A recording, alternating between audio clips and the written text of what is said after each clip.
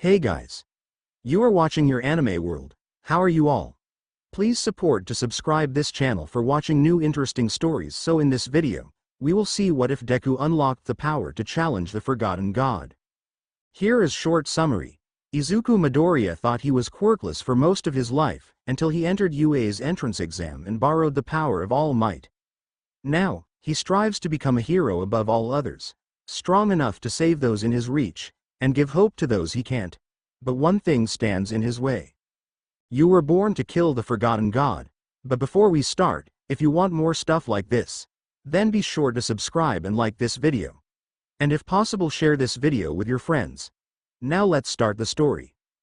Izuku knew he was going to fail. It was inevitable. He trained for an entire year for the chance to attend UA, and now, his dreams were turning to dust all around him. The other applicants were faster, stronger, more capable, all of these abilities given to them by their quirks. And he, the quirkless little kid, had no chance. He hadn't even gotten a single point. Bakugo had been right. There was no way that he could. Screaming. Footsteps. Rumbling. 0-pointer. Danger. He would have left, would have run away if he hadn't seen the brown-haired girl crushed under the rubble, yelling for help. It would have been bad luck if you'd fallen, right? 1 minute, he was on the ground. And the next, he was about 100 feet in the air, more power surging through him than he'd ever felt, yelling out the trademark attack he'd known since infancy. Detroit Smash. The 0-pointer's head caved in, twisted, warped, before finally exploding in a fiery spray of metal and sparks. The other applicants looked on in awe as the green-haired boy who hadn't even managed to get a single point, managed to utterly destroy the Goliath of steel in one epic move. But that wasn't the only reason why they stopped and stared. As Izuku gracefully landed, another figure followed close beside him. One that had followed him up into the sky, one that had mimicked the infamous smash behind him, and one that helped him move the rubble from one Ochako Uraraka's legs. He was transparent, unearthly and glowing with a strange energy. He wore his Silver Age costume, one that hadn't been seen in years. His eyes were young and blue, his stature strong, and while not as tall as his current self, he was undeniably.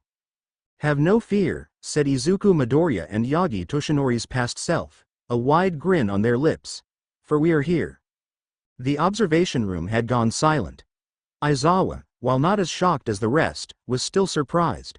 He thought that the green-haired kid who had taken his semi-powerful quirk for granted and decided he was good enough to enter UA High, only for his powers to fail him. However, that move, the way he jumped at the 0-pointer, even the same godforsaken overpowered move. For just a few minutes, that boy had become the #1 hero, with his past image to boot.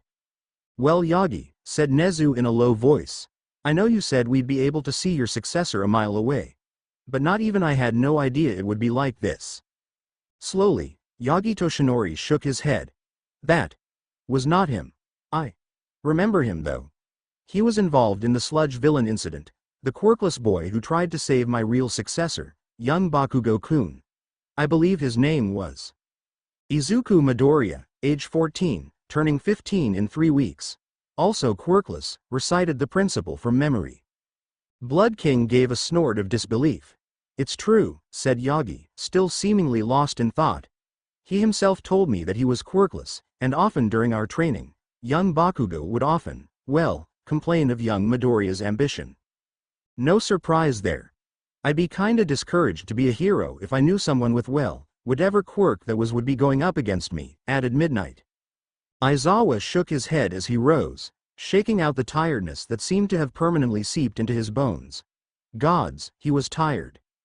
Problem Child had no idea he could do that. He was panicking throughout the whole thing, but when he saw the other competitors stuck under the rubble, he instantly moved on reflex. Just before he jumped, you could see the shock in his eyes, before his quirk manifested. "Kid's a late bloomer if I ever saw one." Eraserhead turned to Nezu, a gleam in his eyes. "Problem Child's got potential. I want him in my class." "Hold up," said Ectoplasm irritably. "Eraserhead, you can't make these decisions by yourself.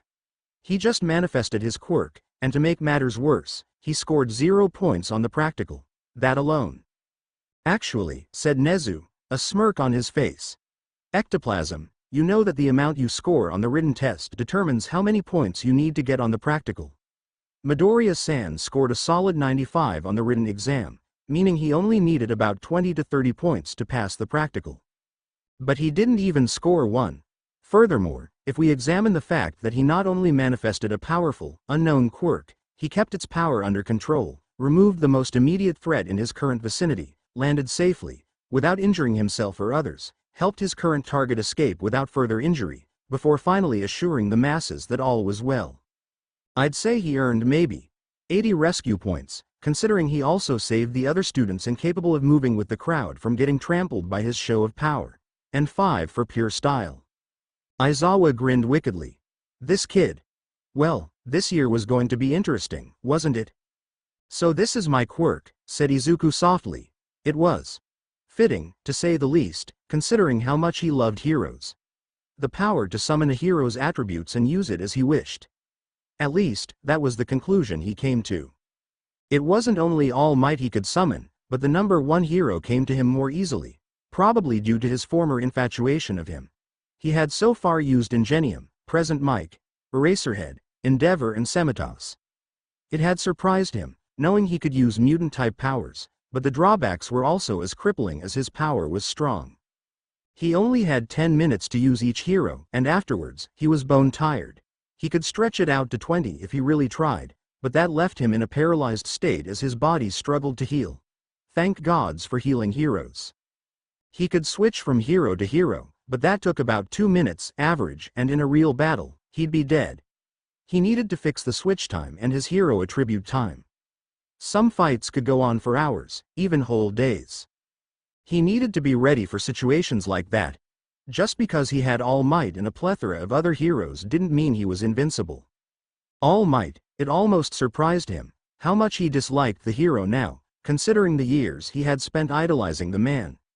But when he had not only crushed his dreams beneath his feet, but also made Bakugo of all people his successor. You can become a hero, young Bakugo. My quirk is yours to inherit. Well, pissed was a very mild way to describe how he felt. Bakugo, the one who'd burnt him and bullied him in so many ways over so many years, was worthy to be the next symbol of peace? The next All Might? No, I'm not gonna let that happen. If Bakugo became number 1, those with strong quirks would always be on top. Discrimination would be accepted so easily, and with Bakugo's open views on those he considered weak or extras. Murder, suicide, abuse. Their rates would all go through the roof, and more people like him, would get hurt. He couldn't let that happen, not to another kid. You made a mistake, All Might. I'll fix your mess though, he muttered. I'll become the next symbol of peace. And I'll do it by crushing your successor, and saving those I can from him. Congratulations, Bakugo Katsuki and Midoriya Izuku, for both making it into the hero course. You've both done Ordora proud. Katsuki could give 2F****s about what their shitty principal was saying. What he wanted to know was how worthless little Deku made it in. He must have cheated somehow, right?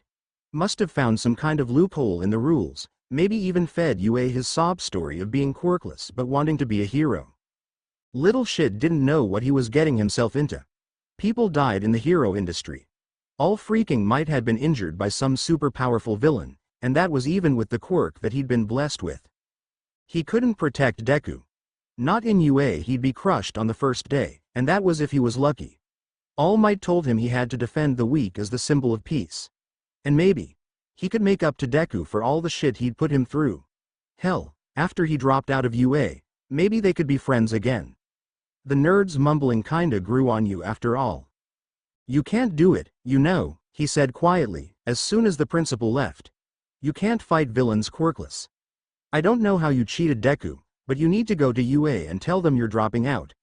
You will get F***ing killed Deku. Auntie Inko's not strong enough to hold your funeral, you inconsiderate bastard. Rather than cry and beg for forgiveness, the nerd just was that F***ing glare. Looked at him and started packing his stuff. Oi, quirkless little shit, I'm talking to you, he said loudly. Do you F***ing hear me? I said. Shut up before I Detroit smash you into the stratosphere.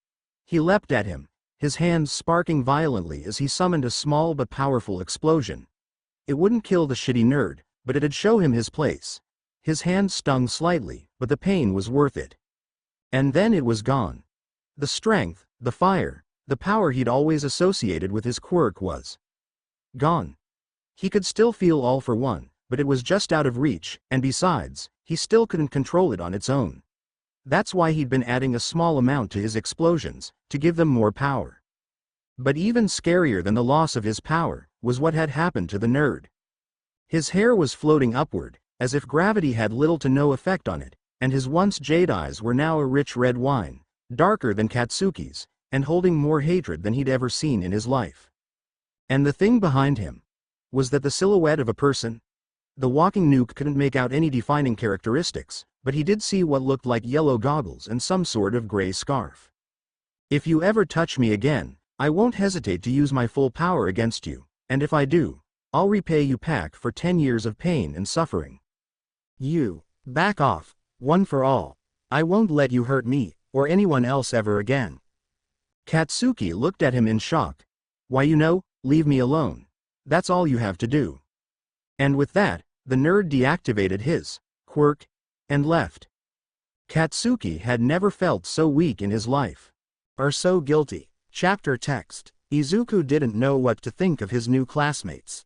He only knew the nice girl, Uraraka, Bakugo, and the strict kid, Tenya Ilda. Everyone else was a mystery. He also didn't know how they would react to his quirk. After their results had come in, they'd been given a week off to rest from the stress of the exams. Izuku had used it to practice his quirk in the most exhausting ways possible. Most nights, he'd fallen unconscious rather than asleep.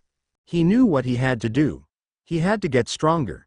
Ignore the feelings of jealousy and resentment from his classmates at seeing his superior quirk. Absolutely destroy any and all competition. And save everyone he could reach, and give hope to those he couldn't. Izuku Midoriya, you were first in the entrance exam. What was your farthest throw in middle school? Asked Eraserhead. 36 meters, sir. Now do it with your quirk. Accepting the ball from his teacher, he stepped into the ring. He calmed himself, took a deep breath, and began to gather energy. This is who I am. I spent 10 years ashamed of who I was. He stretched his quirk to its limit, summoning All Might, Death Arms, and Fourth Kind. 3 heroes at once was all he could do. No more. He let out a roar as he released the ball with an explosive bang. The ground cracking underneath his feet as the ball soared into the air, a trail of smoke following it. Aizawa held up the scanner, 160,000 meters. Everyone, please wait for me, 3 years, and I'll save you all soon, I promise. Uraraka had not expected that kind of power out of Deku. She knew he was strong, The zero-pointer's mangled body was proof of that. But she hadn't expected him to absolutely dominate the quirk apprehension test. Speed, strength, skill, he had it all in spades, even beating out Ilda for the 100-meter dash and Shoji and Sato for the grip test and the weightlifting test respectively. True, she'd beaten him and everyone else in the ball throw, but that was her only hero-like score. If she wanted to stay in this school, she needed to be stronger. Here are the results for the quirk apprehension test, said Aizawa-sensei. Deku had muttered out that his hero name was Eraserhead, but she'd never heard of him before. An underground hero, perhaps? The holographic screen popped up, and Uraraka instantly sighed as she saw her name in 14th position. She wasn't last, but she hadn't exactly done well either. Then she looked for Deku's name. Oh, his name was Izuku. And he was number 1. At the top. Wow. Not that she was surprised, but no one had beaten him. Tenya had come in 10th, but the angry kid Bakugo, the cold Todoroki kid and the gifted Yaoyorozu were all below him, and they had made some of the highest scores. Midoriya, work on control, said Aizawa-sensei seriously. You possess brute force in epic amounts, but your finesse and skill leave much to be desired. And don't just rely on current heroes to pull your power from. Try some of the older heroes, maybe even some quirked individuals from the past that made a mark on history in some way. Surprise should be your strength. And as for the rest of you, you all passed except for you, Mineta Minoru. The purple-headed kid gulped in fear. You're out of the hero course. Go to Nedzu and see if you can get a spot in general education. Everybody except Deku winced, and Yaoyorozu seemed especially shocked. It was so sad to see his journey cut so short. But I haven't even copped a feel yet, and now there was only disgust. Aizawa scowled at him. Out of my class. Now. Izuku was tired. He had stretched his new quirk to its brink and back, and now he was paying for it. His muscles were aching, and his head was killing him. Deku-kun. Hey, wait up. A growl sprang in his chest as he turned back, glaring at whoever had used that degrading nickname. Uraraka-san. He said softly. What are you doing here? And, why'd you call me that? She blinked at him, obviously confused. I wanted to see if we could ride home together, since we're headed in the same direction. And I thought the name was cute, even though the angry boy was yelling it all the time in a mean way. I thought it had a cool, I can do it, ring. He laughed dryly. Thank you, but I'd prefer it if you didn't call me that. That name brings back a lot of bad memories for me. He turned to walk away only for a hand to latch onto his shoulder. What about Dekiru? She said boldly, her eyes meeting his. I know you don't like Deku, because it was used to hurt you, but you're in UA now. I don't think that it'll be like your old school at all. So, I think a new nickname is in order. Dekiru. You can do it. He'd told himself those words over and over again, but he'd always craved someone, anyone to tell him that he could do anything, that quirkless wasn't useless, that he wasn't a Deku. I guess you can call me that, he mumbled softly, silently cursing how his face had bloomed into a blush. But only you, and no more Deku. Of course Dekiru-kun, said Uraraka happily, but you'll have to call me Ochako too, you know.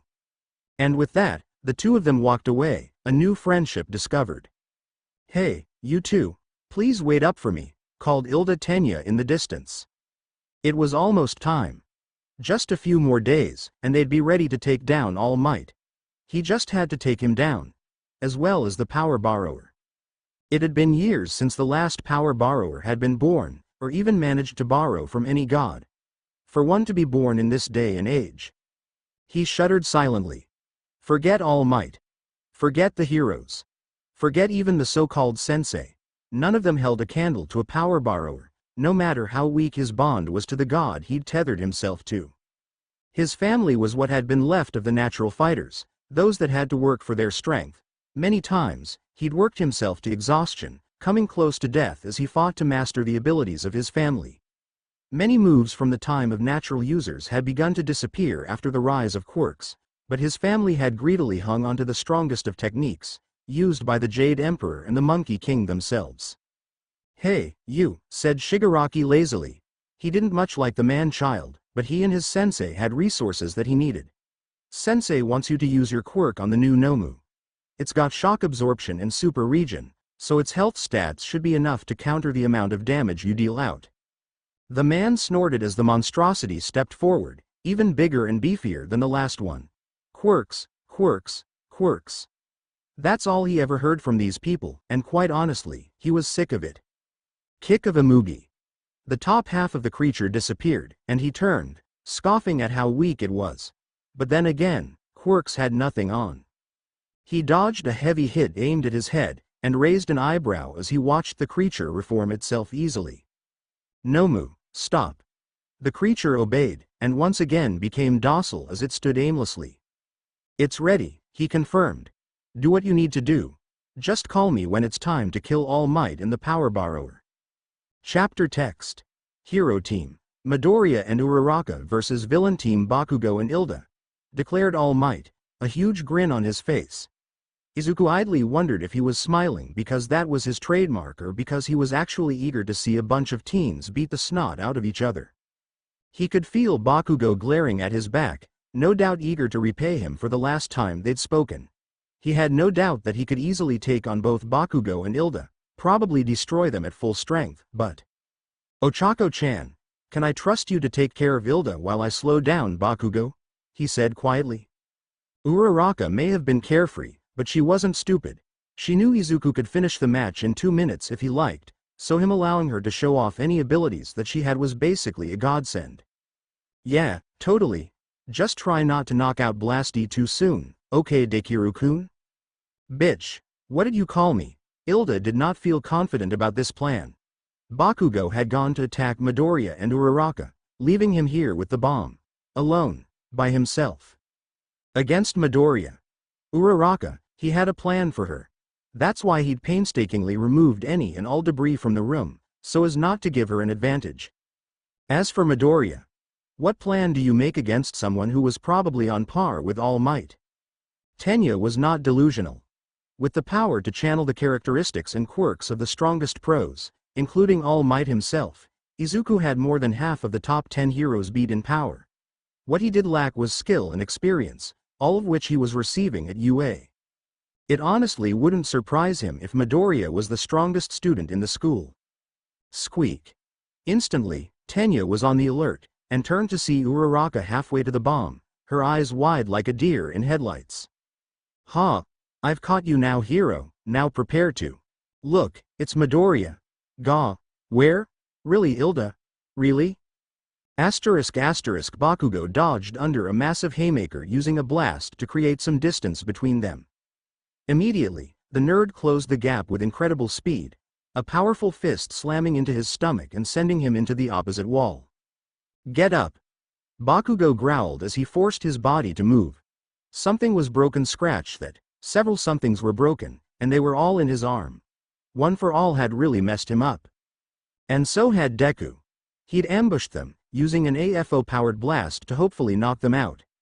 At least, until shitty Deku had used Glasses' older brother to get him and Round Cheeks to safety. After making sure she was okay, and turning his F***ing back to him, the Bakugo Katsuki, he'd sent her to fight Glasses, before finally turning to him. Bakugo had been F***ing pissed at that point, but he'd kept in check once he saw the nerd summon a person he wasn't familiar. The F***, is that, ya damn nerd? He'd barked out. I'm pretty sure you've never seen this hero before Bakugo, Deku had said calmly. But this is a hero from the golden age of heroics. I choose him because he's pretty similar to you. And that was when the hallway erupted into flames. Apparently, the Deku had summoned was called Ignatius. Dumbass name. Some French F***, whose quirk allowed him to spontaneously combust anything in a 2-mile radius. You could not tell Katsuki that this wasn't a bit overpowered. True, with OFA-powered blasts, he was able to match him blast for blast, but then the bastard had caused the floor to fall. Quickly followed by the ceiling, and another damn blast. And F***ing Deku had barely even moved throughout the fight. Yeah, he'd gotten a pretty good hit in the beginning, scorching off the side of his mask and shoulder, but after that, the nerd had been dominating the fight. And that pissed him all the way off. I'm not done yet, you damn nerd, spat the walking nuke as he forced himself up. Carefully, he began to charge his palms with about 1% of OFA, a series of purple-orange sparks igniting in his palm. All Might had been able to help him use a small amount of the borrowed quirk before he'd entered the entrance exam, and 1% was the amount they determined he could safely use. It was all he could take without blowing his hands off, but it was enough. Here's an attack that dazed All Might himself. Young Bakugo, stop, you'll kill him. He's got a quirk, he'll be fine, replied the blonde, grinning madly. Eat shit nerd, Castle Bravo. A series of high-powered explosions rocketed from his palms, even stronger than the explosion that came from his gauntlets. A grunt of pain came from his throat as the heat overcame his natural protection from his explosions, searing them painfully. But he had to keep going, keep pushing through, because he was Bakugo F*** *** Katsuki, the next number one, a hero that All Might himself had chosen to become the next symbol of peace, and to admit defeat would mean that. Detroit Smash. The smoke, fire and ash that his palms had been responsible for, all of it, came roaring down the hallway at him, like a hungry beast ready to devour his next meal. Just before his own explosion crashed into him, a crushing realization appeared in his mind. He had just lost to Deku, the loser who he'd always written off as useless. And then, he was gone. Whoa, did you guys see that? Said Ashido Mina excitedly. Midoriya just sent Bakugo's explosions back at him with one punch. Those two are so damn manly. They're too powerful, groaned Hagakure Toru. Yaomomo, you think you or Todoroki could beat them? Slowly, the heiress shook her head. Despite growing up in a privileged environment and having an extremely versatile quirk, she wasn't a fool.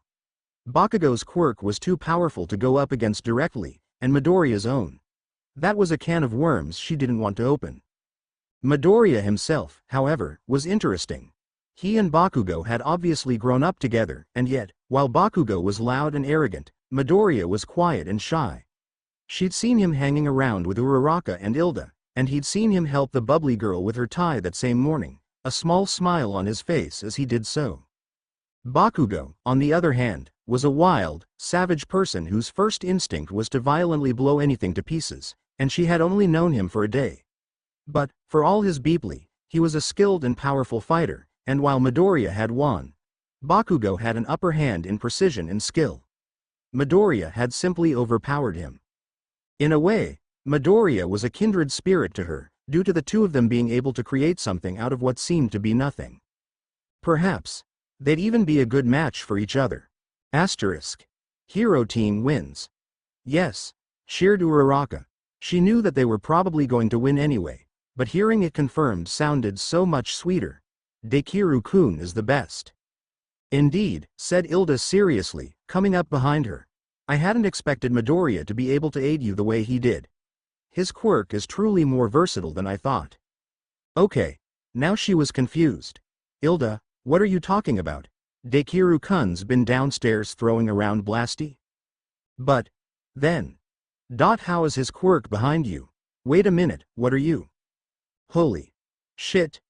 Behind her was a glowing white man covered in pristine armor. His costume reminded her of Ilda's except his engines came out of arms rather than his legs. Dekiru-kun. She said faintly. Why? I'll do my best to protect you, he'd said as they'd entered the building. Even if I'm not there, I will keep you safe. I promise. You're gonna be an awesome hero, Dekiru-kun. 10 floors below her, Izuku fainted from quirk overuse after healing Bakugo, prompting Uraraka's glowing guardian to disappear into gold mist.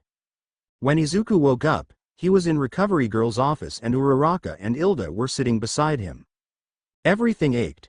While he hadn't moved a muscle during the fight, using his quirk constantly always drained him. Especially his new move, Guardian Angel. The ability to send one of his hero spirits to guard another person. It was an ability that he'd toyed with, considering that his constructs always appeared a few inches behind him, and he'd silently practiced it on his mom during the week UA had taken to deliver the results. Sending the older, more experienced Ingenium against his brother had been a stroke of genius, if he did say so himself. Izuku didn't usually feel comfortable being prideful, after seeing its effect on a certain blonde-haired bomber, but a few small doses every now and again was very satisfying. Dekiru-kun. You're awake. Midoriya-san. Izuku would always silently marvel at how Ilda's spine could bend at a perfect 90-degree angle. I came to apologize to you for any harm my teammate caused, and to thank you for an excellent match. Oh, hush up Ilda. You really think Bakugo could lay a finger on Dekiru-kun? Bakugo, where is he? He said raspily. Damn, he was thirsty. Another side effect of his quirk was dehydration and hunger. But he had to talk to the blonde, especially after that match. He left a bit before you woke up. He looked really sad when I saw him though. Wait, Dekiru-kun. You're not supposed to get up yet. Midoriya-san. Ripping out one's IV is very dangerous, please desist. Bakugo. F*** off, shitty nerd, said the blonde weakly, wincing at how his voice cracked. I don't need any shit from you right now. He was supposed to be the best, the next All Might, a power unmatched by anyone else. But not only Deku had beaten him, Icy Hot and Ponytail had showed powers that even he couldn't just blast through. He felt weak. I didn't mean to do that to you, said the nerd, acting like he hadn't said anything. I let my emotions get in the way, and I used more of my power against you than I planned. Planned? More of his power? You bastard, he whispered, turning to face him. You held back? Even when I didn't? You half-assed it? Deku looked at him, confused. Would you prefer to be a stain on the wall? Because that's what would have happened if I'd gone all out. I don't like you Bakugo, but I'm not gonna kill you over a petty childhood grudge. I just wished you'd see it that way too. Just F*** off Deku. WH Bakugo, are you for real? I'm trying to apologize to you of all people, and you. I don't need an apology. Just, go F*** off and die, or something. I don't care. Just leave me alone. Today, we're going to do rescue training. The facility is a bit far from the school grounds, and you'll be there with me and 2 other pros to supervise you, said Aizawa as he entered the class. We don't have much time, so go change into your costumes if you need to. Since some of your costumes may hinder rather than help you, it's up to you to decide whether to use it or not. Midoriya-san, did you have your costume replaced after the battle trials? Asked Ilda curiously as they walked briskly to the changing rooms. I didn't. My mother made me that costume, so out of sentiment, I wore it to the battle trials, despite it not being made to weather heavy blows. It's actually hanging in my room right now. So what will you wear today? The school's gym uniform. A costume that I'd hoped to wear when I went pro. In truth, the costume was more civilian wear than a hero costume. A pair of navy blue jeans, a green turtleneck and a black hooded sweatshirt to finish it off. However, the clothes had been made with his own DNA, so that he could use his abilities freely. Aside from that was a blood-red scarf with tattered ends. What remained of Hisashi Midoriya, after he left his wife and son? Izuku would never admit to missing the man, but the smell of smoke and ash it gave off always calmed him. Midoriya-san, are you ready to go? Asked Ilda, already suited up in his armor. Yeah. Let's go be heroes Ilda. Midoriya-chan, I usually say what comes to my mind. Is that so? Said the greenette quietly. Uraraka was resting on his shoulder, and he didn't want to wake her up.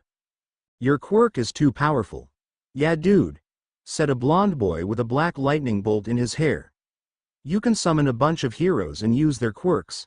It's a bit op if you ask me. I bet you don't even have to train or anything, your quirk can just carry you through, added a pink-skinned girl.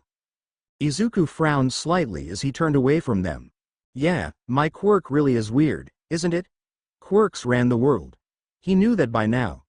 Certain quirks determined your worth in life, and since he had a particularly powerful one now, he was probably going to be very well respected, a far cry from the Deku he used to be.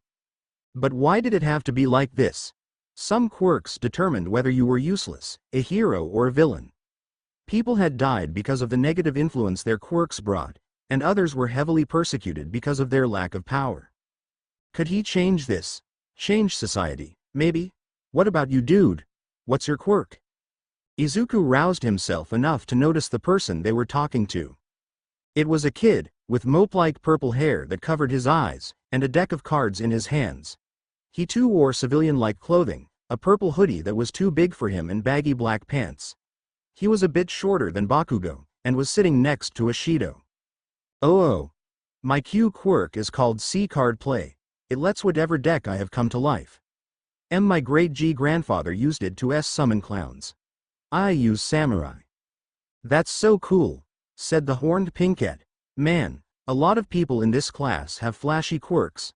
Midoriya, Bakugo, Todoroki and the new guy. But Bakugo won't be that popular. Frog bitch, say that to my face. Teasing Bakugo aside, Izuku wanted to know about the purple-haired kid. He seemed nervous, the same way Izuku had been, and despite having a strong quirk, seemed to have little confidence in himself, if the stuttering was any indication. He wanted to help him. What's your name? He asked quietly as the others continued to argue, one hand holding Uraraka closer to him as she burrowed into his side. For someone so energetic, she was a really deep sleeper. Ryu. Ryu-K. We're here. Everyone off, now. And so today, you will learn how to use your quirks to save lives. Something was wrong. All of his battle instincts told him shit was about to go down, and while Bakugo Katsuki was a stubborn son of a bitch, he wasn't stupid. He could see Icy Hot, Deku, Purple Samurai F******, and Aizawa tensing unconsciously. And that was when the portals appeared. All around the USJ and in the Central Plaza, deformed mutants and petty criminals came out in the hundreds. Bakugo could spot four major villains that had appeared on the news before. Get back, yelled Aizawa. Those are villains. In an instant, a huge, bird-faced looking, purple-skinned F***er appeared between them and their teachers, instantly forming a solid wall between them. Sensei, watch out, said Deku, his body glowing as he began to gather power. But it was too late. Two swift backhands, and both Aizawa and 13 were sent flying into the air, landing far away from them. Shit. Down in the plaza, some hand-covered F***er laughed crazily as he flexed his fingers. Let's play a game, little heroes. I'm in dire need of some XP. Chapter text. As soon as their teachers had been launched into the air, Izuku had slammed his hand into the ground and erected a 12-foot thick concrete dome adorned with spikes, courtesy of Cementos's quirk. Instantly, he could feel tremors rock the dome as the Nomu began to attack the dome. We don't have much time, he ground out, half of his attention focused on maintaining the dome, and the other on addressing his classmates. We have 4 teams. 1 to run to the school, 2 to rescue Aizawa and 13 respectively, and 1 to take down that thing that just took out our teachers. Wait a second, man. You want us to fight that thing? Yelled Kaminari in fear. We'll be killed in seconds. Bakugo, you, Todoroki, Kirishima and Sato will go against the Nomu. As the heavy hitters in the class, you'll be the most effective at taking that thing down. Ilda, Asui and Ashido are the fastest. Asui and Ashido will cover Ilda's back and take out any villains that follow you. Ochako-chan, you, Toru, and Shoji will go find 13 and help him if you can. Yaoyorozu, Kaminari, Shiro, Jiro and Fumikage, Ojiro and Shiro will go for Aizawa-sensei. With his erasure quirk, he's a high-priority mission, get to him at all costs. Ioma, Ryu, you're with me. Ioma, you're my sniper. Watch my 6 at all times. Ryu, with card play, you'll be capable of guarding Ioma and making sure no one goes after Ilda and his crew. Midoriya, man, I'm not doubting you, but do you really think we can do this? Asked Kirishima. Izuku could see fear, horror, even slight anger in the eyes of his classmates. He knew he was basically sending some of them to their deaths. That chances of survival were going to be minimal at best. We came to be heroes. To save those in need. To stop those who would abuse their powers. I could probably teleport us all to school, safe and sound. But to do that, I'd probably leave Aizawa-sensei and 13 to their deaths. Then these guys would rampage with no one to stop them. They might go to the main campus. They may overrun the streets. Rapists, murderers, arsonists. You really want guys like those to go on a rampage throughout the city? Stony, determined glares answered him. They may have been young, untrained and unlicensed, but they were still heroes, and they would see this to the bitter end. I'll teleport you all to your positions, he said gravely. Be ready. Promise you'll come back. Izuku blinked. Ochako-chan? There were tears in her eyes, but her face held strength and conviction. I know you, Dekiru-kun. You're gonna do too much to try and help us, and you're gonna run yourself ragged keeping everyone safe. I know we may actually need it this time. But I want you to come back safe, please. Ochako-chan, She pulled him into a hug, holding him tightly, her fingers running through his hair as her tears dripped onto his neck. Then do it for me. I don't know why you think you're not important, why you think you'll only make a difference if you die saving someone. At this, Bakugo flinched and scowled. But even if you think you're not important, I do. If you won't come back for yourself, do it for me. Ochako, you told me I was your best friend, she whispered into his ear. That I was the best thing that ever happened to you. If it's true, then come back to me, alive. I promise that I'll come back, for you. Enough of this sappy shit, barked Katsuki. Deku, send us out. You've had your goodbye. Now be a man and send us out there. Wiping his eyes discreetly, the greenette stood up and nodded. Ochako gave him a final hug, then moved back to her group. Everyone. Good luck, and in a flash of white light, they were gone. Mon Ami, do you wish to have a moment too? He's fine, said Ryu quietly. Midoriya, whenever you're ready. Let's do this. The villains that had been trying to break through the dome along with the Nomu were suddenly blown back as the concrete construction exploded in a blast of wind pressure and shrapnel. A small mushroom cloud of smoke hid the mini-bosses from sight. Shigaraki jumped back as a blue laser narrowly missed his head. Sniper, he grinned. Not bad. And that was when the samurai leapt from the smoke, huge armored figures with katanas shining as they charged their downed enemies. Shigaraki felt his lip crack, then bleed as his grin became hysterical. Oh, I'm gonna get so much XP today. Ilda, you have to go faster, Kiro, yelled Asui as she hopped beside him. Forget about us, we're meant to guard you anyway. Unacceptable, he barked back. I was unable to protect my fellow classmates, so I cannot fail the two of you. Ilda, it's really nice and all that you're willing to slow down for us, said Ashido as she used her quirk to slide next to them. But you need to push your quirk to the max. You heard Midoriya. We're only here to guard you on the off chance. Snicked. A wave of acid countered the barrage of needles that flew towards Ilda. Crap, growled Mina. I guess Midoriya wasn't being paranoid. A figure climbed down from the trees, their body covered in uneven rows of black spikes. You didn't think we wouldn't make sure that you couldn't run for help, did you? Said the villain with a sick grin. I'll pump your bodies full of my quirk. Once again, another barrage of needles flew towards the heroes in training, only for another wave of acid to dissolve them. My acid is the perfect counter for your quirk, declared the pinkette. Ilda, hurry up and go now. But, Kiro, croaked Tsuyu angrily. Ilda, stop being so stubborn and just get to the school before the others get hurt. The villain snarled at them. What makes you think I'd let you past me? Recipro burst. Tsuyu didn't know what to think. 1 second, Ilda was there, and the next, he was gone. She'd known Ilda was fast, but goddamn. I will return with backup, his voice declared. The spike quirk villain slowly turned red as anger began to cloud his thoughts. Die in a hailstorm of needles. Ashido, move. Tsuyu threw herself at the pinkette, the two of them narrowly avoiding the 6-inch black spikes that buried themselves into the surrounding area. Kiro, we might be here for a while, go to hell, roared Katsuki, releasing yet another powerful explosion at the Nomu. He didn't know how, but this thing just kept regenerating again and again after each attack. Him and Icy Hot were actually working together, him using his ice to freeze it, and Katsuki using his OFA explosions to heat it up and cause a bigger explosion, because, fun ***ing fact, cold air expands exponentially when met with hot air. So why the **** was this thing ***ing with physics? Bro, look out. Shitty Hair pushed him out of the way in time to take another massive body shot, slamming him into the wall once again.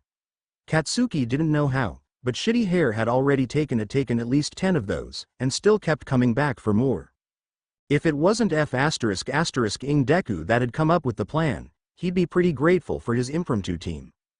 Kylie Jenner challenge, on your left, Seriously? Yelled the extra, dodging the vicious left hook.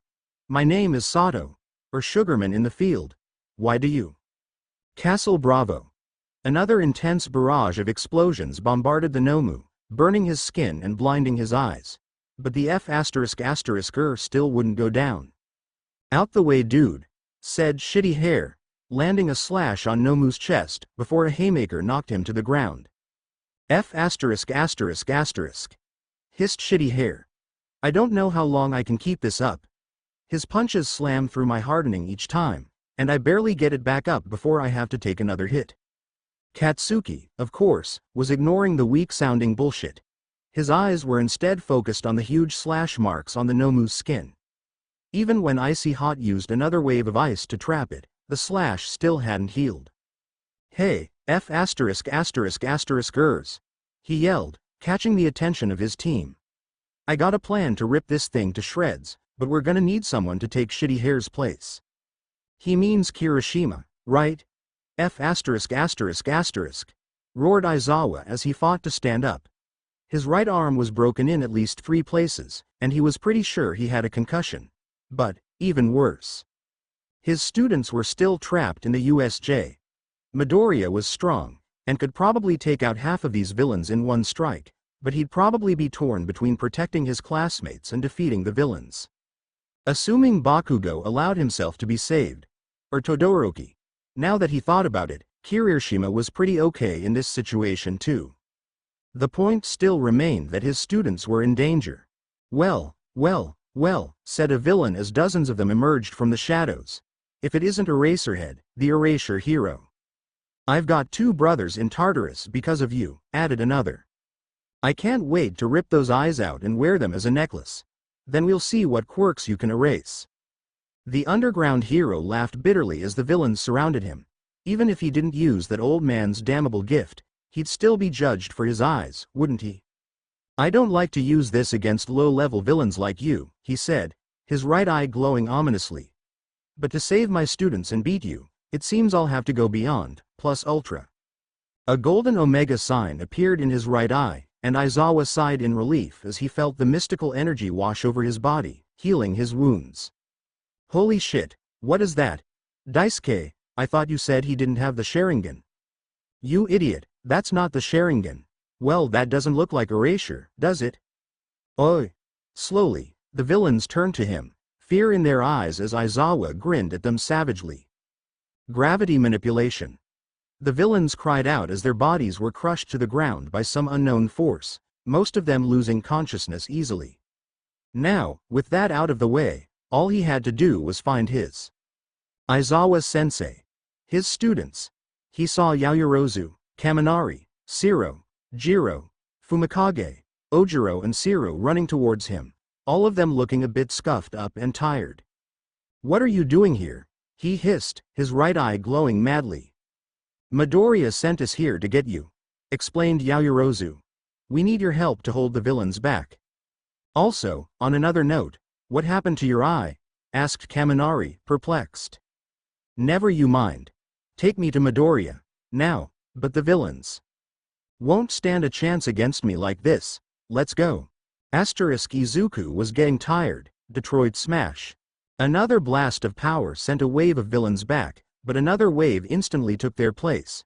He couldn't go all out without killing them, but every time he knocked a wave of villains down, another one took their place. Prominence Burn. Blazing Hellfire. Endeavor's quirk was extremely powerful, and even those who only caught the end of the blast were still seriously burnt. He managed to dial it back a bit, but it wasn't much, just enough to avoid death. He could hear Ioma's laser in action, taking out the few who would try to ambush him, and every now and then, he could see Ryu's samurai fend off an enemy in the corner of his eyes. He could do this. They could do this. All he had to do was hold out and Moonlight Sword style. Heaven Splitter. Izuku felt a spray of blood leave his mouth as he felt something slash through his chest through unbelievable force. He crashed into a wall, another glob of blood escaping his mouth as he groaned in pain. Hey Power Borrower. He looked up in time to see a light-skinned boy with blood-red hair, dark red eyes and a wicked smirk on his face.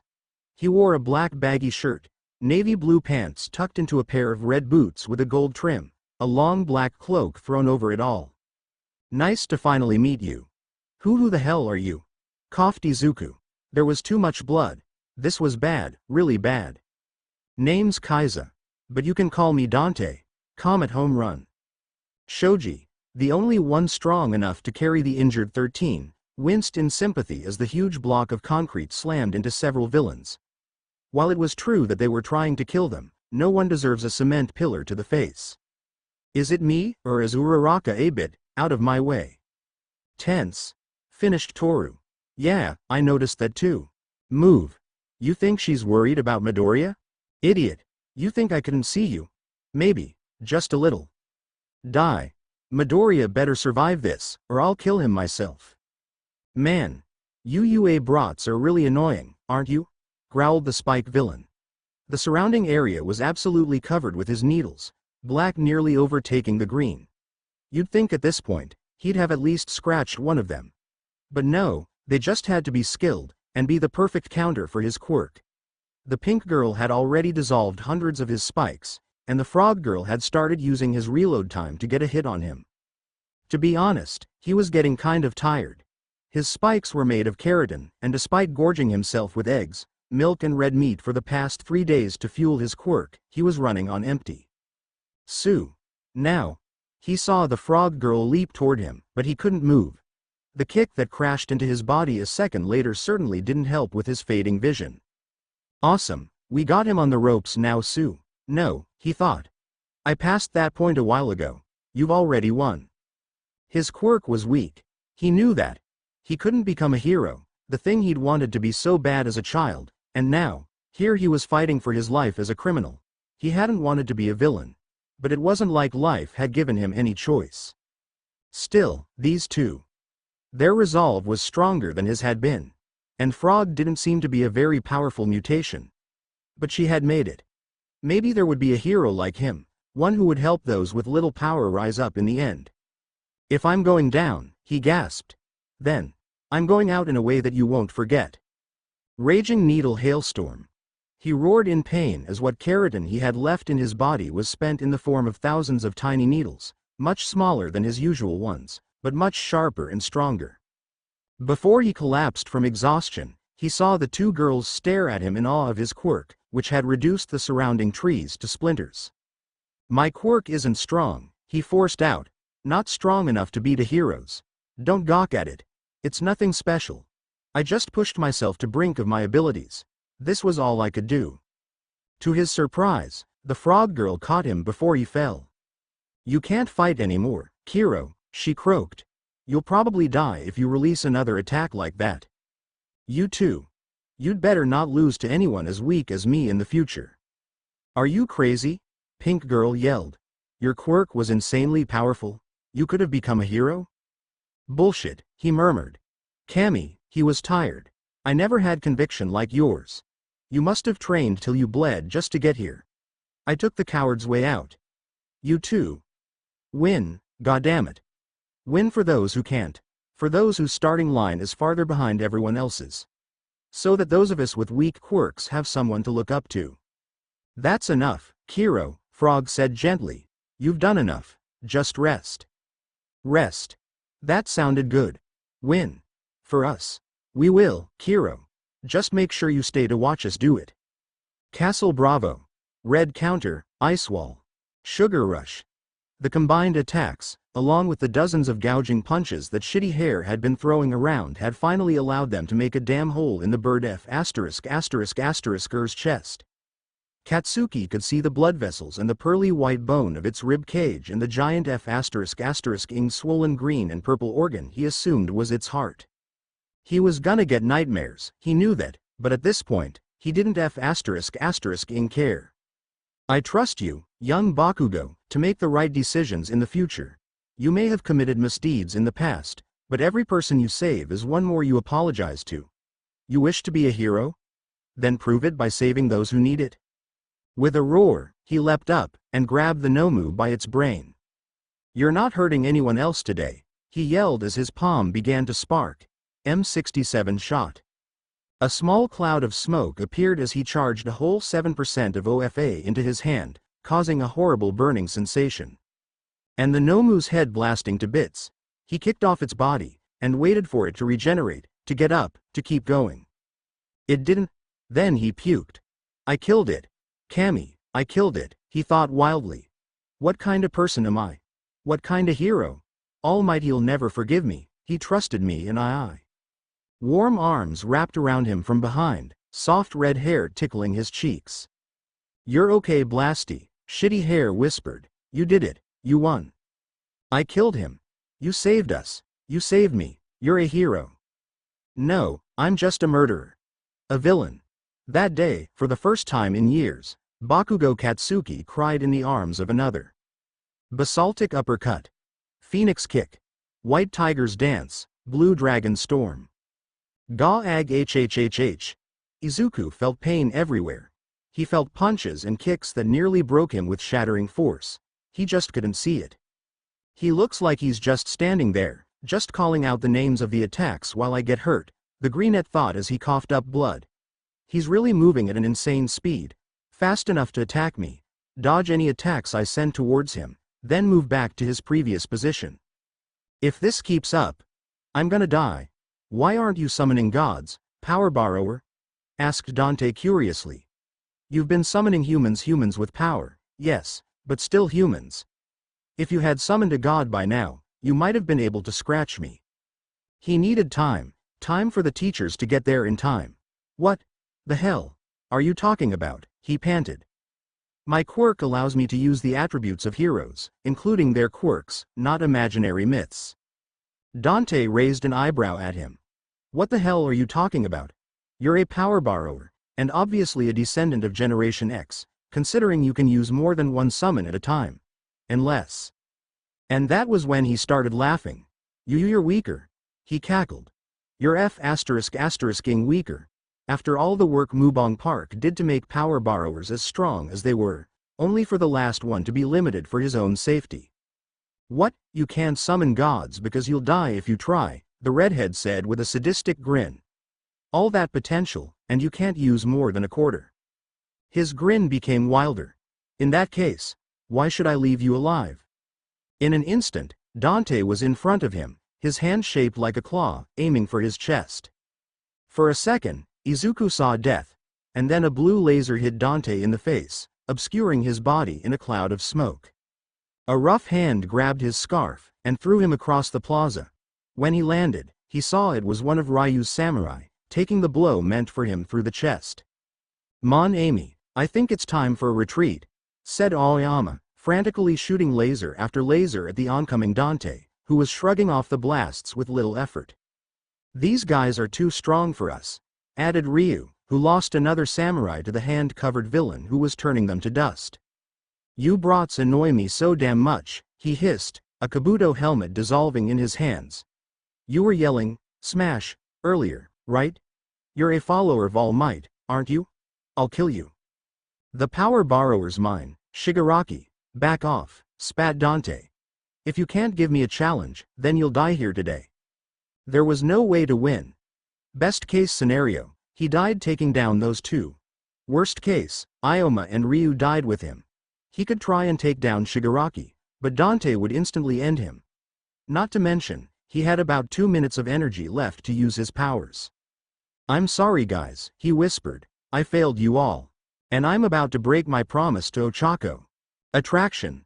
Something powerful grabbed him, and Izuku found himself next to a red-eyed Katsuki. What the hell? Repulsion.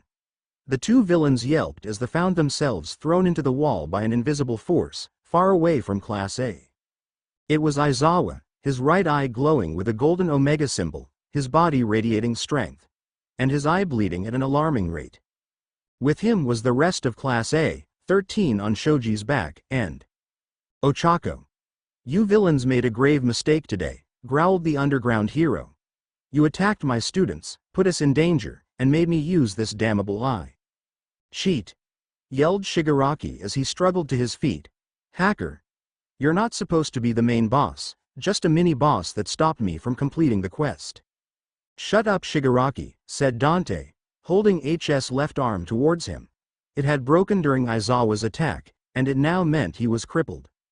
You can't beat him, and neither can I. You're looking at the incomplete Jade Emperor, the Sage of the East. Aizawa snarled at this. Don't call me that.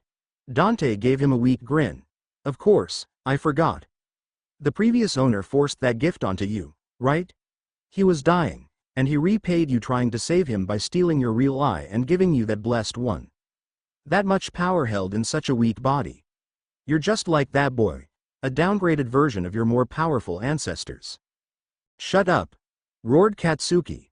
You've lost. Your fake squad is trashed. Your big boy Nomu got his head blown in, and when Glasses gets back with the teachers, you're going to jail. If only it was that simple, scoffed the gamer. Kurogiri, get us out of here. A huge purple mist spawned out of nowhere, enveloping the two villains from sight, and Aizawa did nothing. What are you doing, Aizawa-sensei? Yelled Kaminari. They're getting away. Yeah, they're about to escape. Can't you just blast the warp guy? It was only Izuku and Katsuki that noticed their teacher's shaking body. He can't go on, the Greenette realized. Dante was right. Aizawa-sensei has too much power in him, and his body can't handle that. Those two attacks must have drained him, and he's forcing himself just to stand upright. Of course, that was when Izuku took stock of his own injuries. Multiple broken bones, deep lacerations, heavy bruising, and probably a concussion. He heard Ochako cry out for him, felt someone catch as he fell, but he was too far gone. The last thing he saw was All Might, bursting through the doors with an angry snarl, the famous catchphrase of his, "I am here," said as a threat. Chapter text. When Izuku woke up, he was in Recovery Girl's infirmary, and his left arm was in a cast. Ow! Idiot! In an instant, the healer was there, slamming her cane into his head. What in all the nine hells were you thinking? You nearly broke yourself apart, and all for what? A futile fight with an opponent leagues ahead of your own. You're strong, but not enough to go toe-to-toe with opponents who even All Might and Eraserhead can't handle. That's enough, old lady, said a gruff voice. Problem child just finished healing up. Do you really want to put him back in the state I brought him in? Aizawa-sensei. You're okay. The underground hero smirked at him, his right eye bandaged and covered. You came in with half of your internal organs turned into soup, and you're worried about the guy who walked away with nothing. You're crazy, you know that, right? How is the rest of the class? And Ochako? Asked Izuku, blatantly ignoring the last thing his teacher had said. They're fine. A bit scratched up and spooked, but nothing a bit of rest won't help. And, your eye? The underground hero let out a huff before answering, it's fine. I couldn't get rid of the damn thing even if I tried. Only thing it's good for, really. What about Shigaraki and that guy, Dante? They both escaped. Shigaraki wasn't really much of a threat, just his speed and the power of his quirk. Dante, on the other hand, has knowledge on things he shouldn't have knowledge on. Like power borrowers? Izuku wasn't sure, but he was positive he saw his teacher's right eye glow for a second. That name. It's best to keep it under wraps for now. Like my eye, it carries a lot of weight. I wouldn't mention it again, if I were you. Was Eraserhead threatening him? Now, I believe your mother wanted to see you. It's probably best if you console her right now.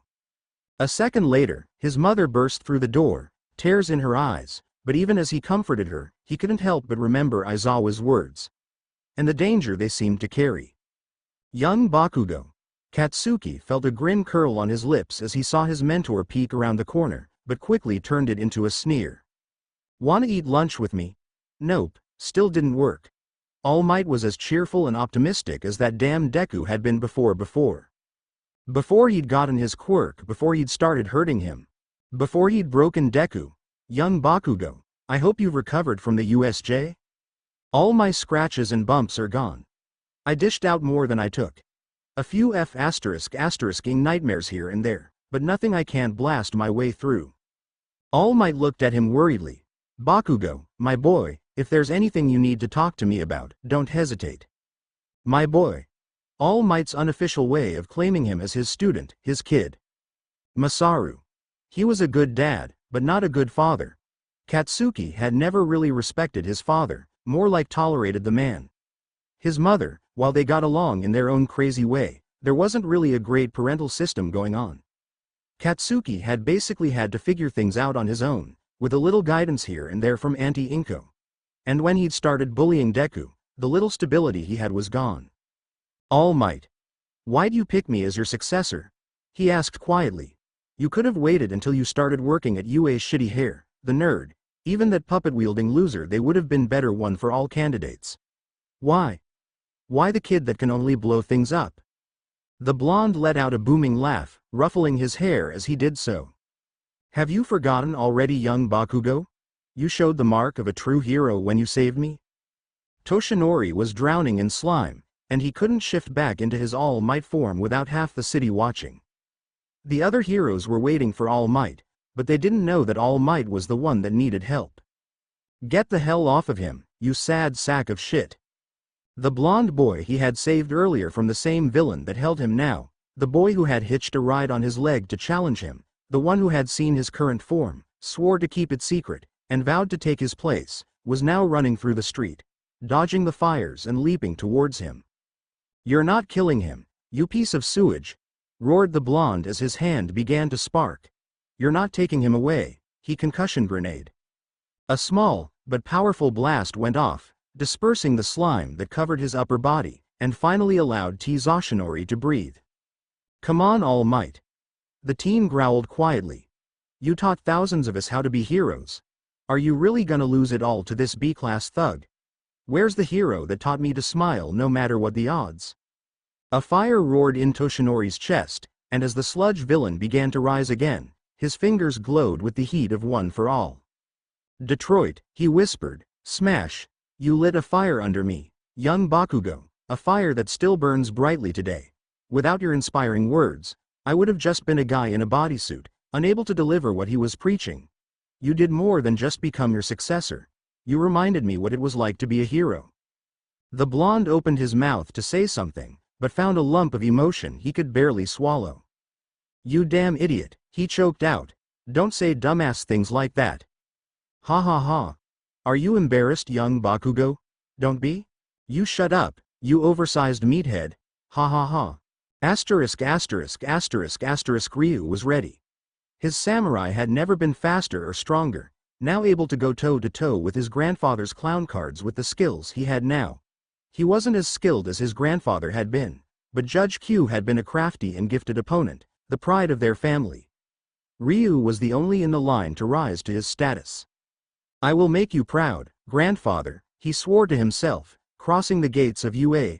I will surpass you, and protect the power borrower from the natural fighter. Ryu-kun. Ashido. That's not P proper. We're on UA property. Oh, so you want to do this stuff outside the school? So naughty? No. Nothing like that. Midoriya, help, chapter text. Izuku had been focusing on his powers, wondering which heroes would be more effective and impressive, when Todoroki walked up to him. Midoriya, he said. Out of the two of us, you hold the most raw power, but you're not as skilled and precise as I am with my ice. I will beat you, and win this tournament with my ice. Hey now, chill Todoroki, Kirishima said, trying to defuse the situation. We're all friends here. I'm not here to make friends, said the cryokinetic coldly. I'm here to win.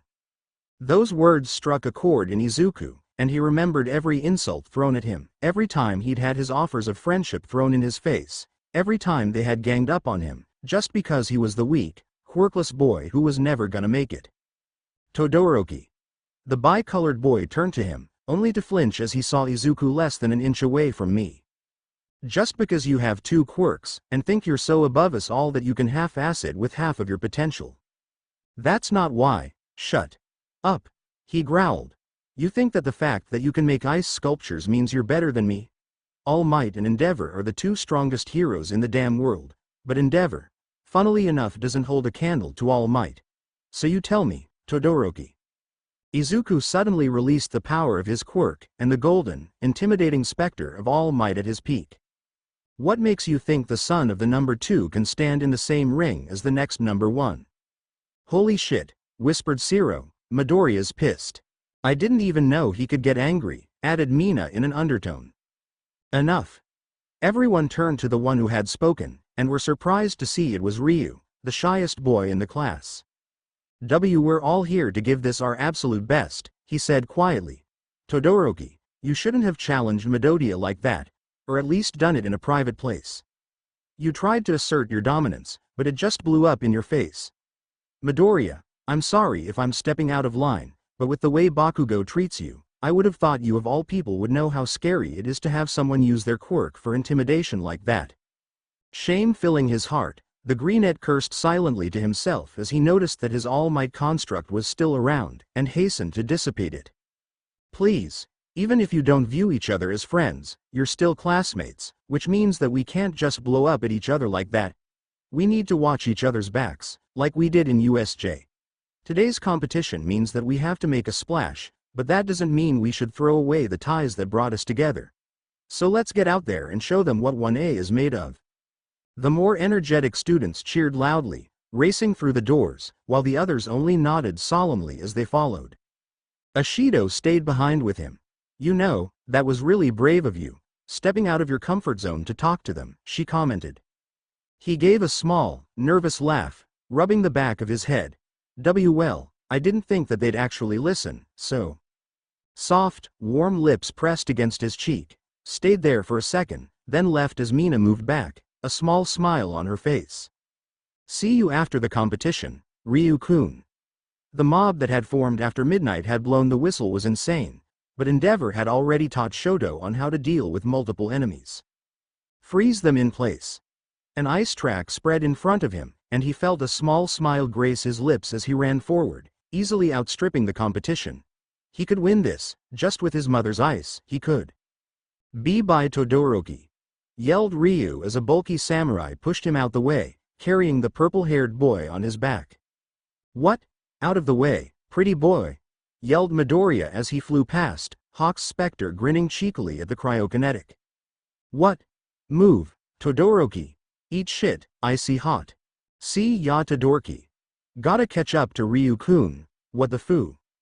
Hawks was a very useful hero to have in this race, considering that fact that he could weaponize his feathers, and the obvious fact that he could fly. He decided to prioritize on getting through the race rather than showing off. He could do that in the other events, but to be eliminated in the first round because he was showboating would be embarrassing. And to be honest, what Todoroki said had chafed him. He didn't have much control over his quirk yet. He knew that he was wasting tons of energy every time he activated.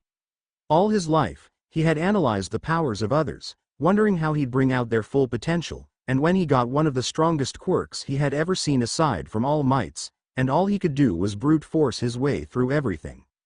A sudden blast brought him out of his trance, nearly concussing him as well. Outta my damn way, nerd! Roared Katsuki, releasing purple explosions which were giving him way more power than his normal ones.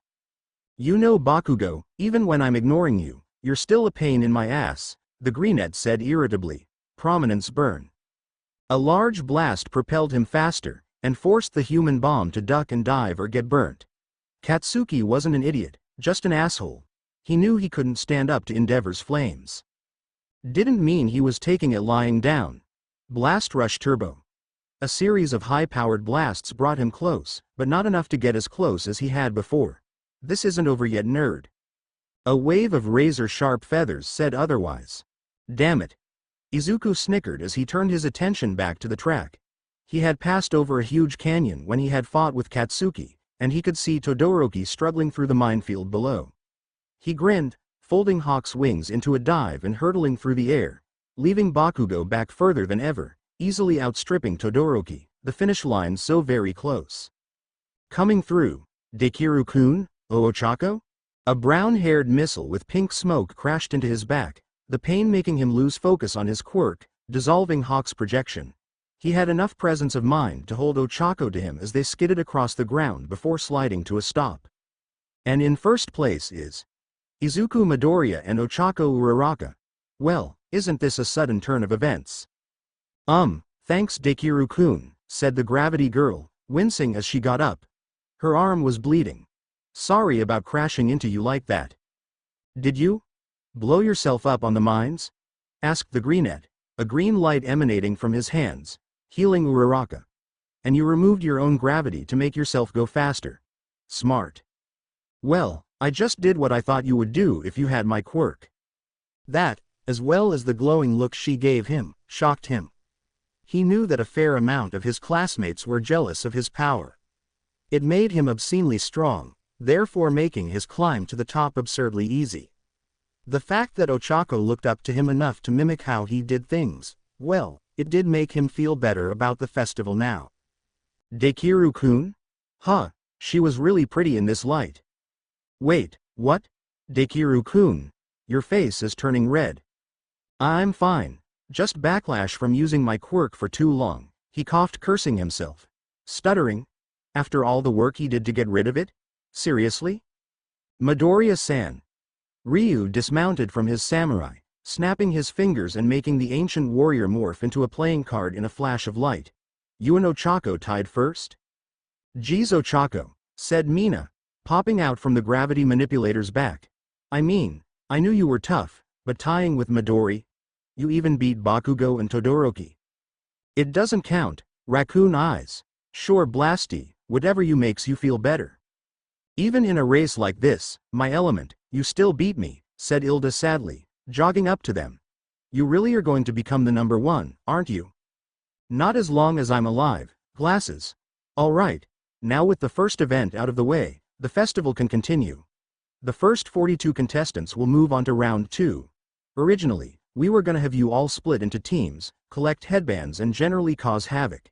But that would be too easy, so we're gonna do things the fun way. Which would be? Asked Ryu cautiously. The hero grinned at him wickedly.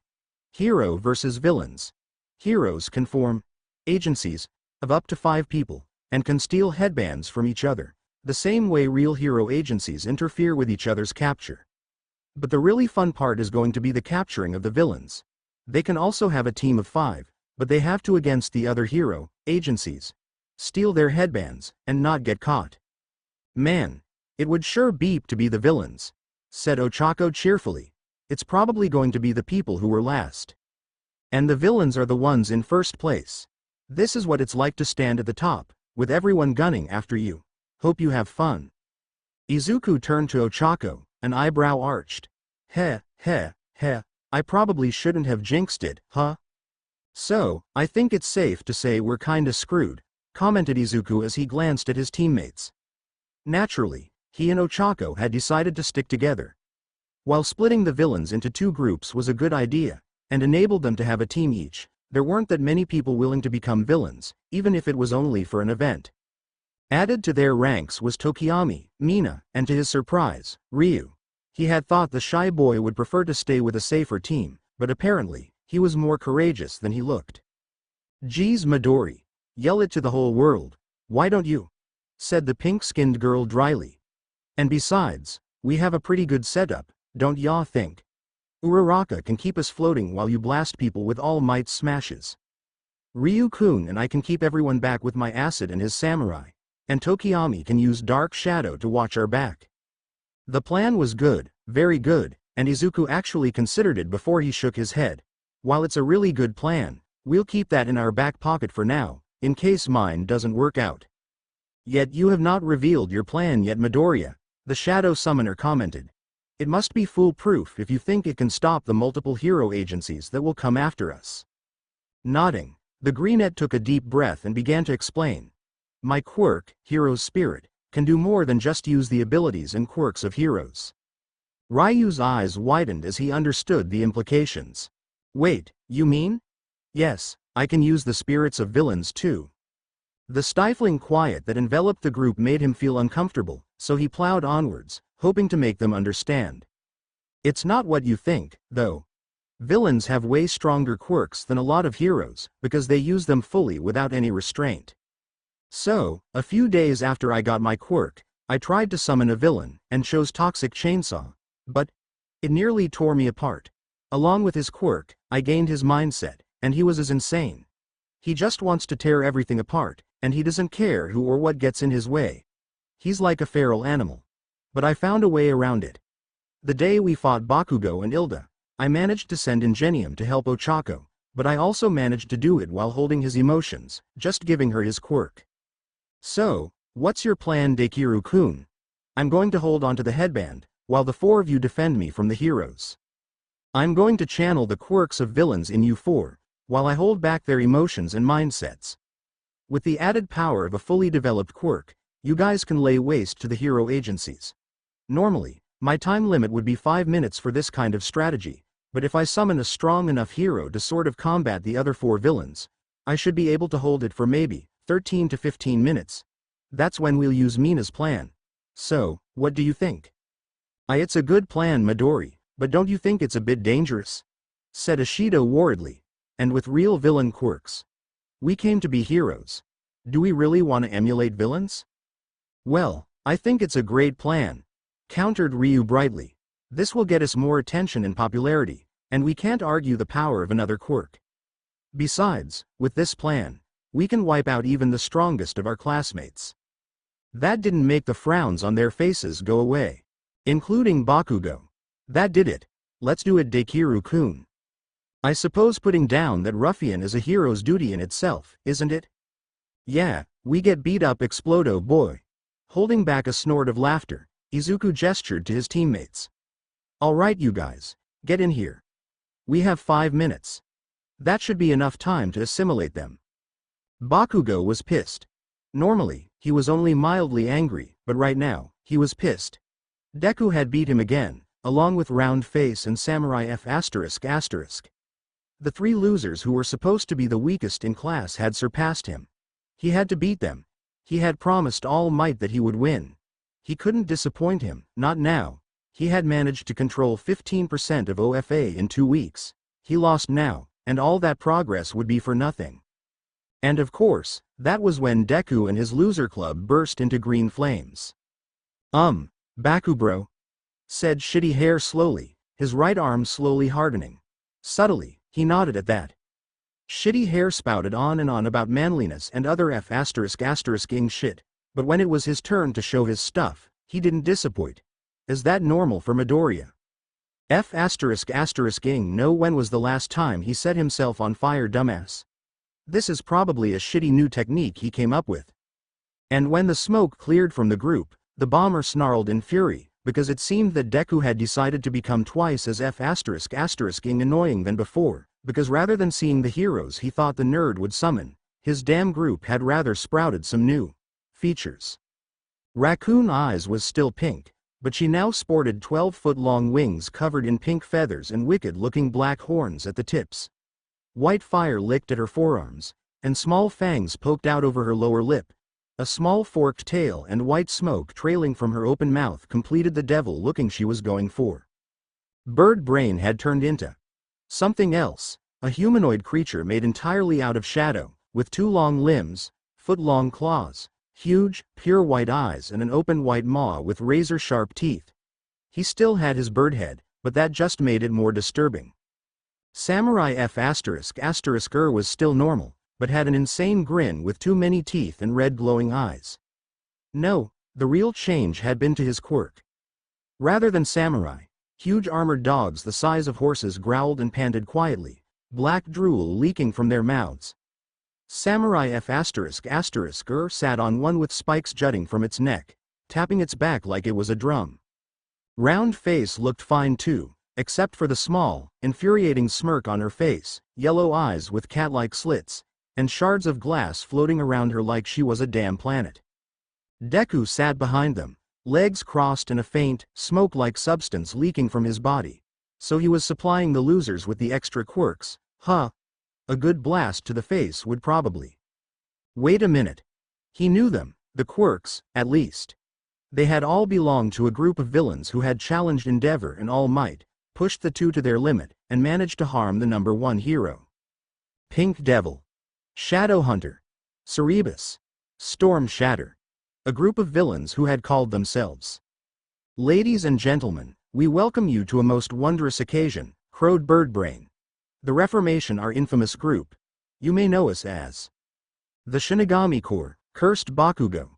Heroes, prepare to deploy your agencies, announced Midnight. Villains, prepare to stand your ground. The second event of the UA Sports Festival starts in 3. He was ready, by Kami he was ready.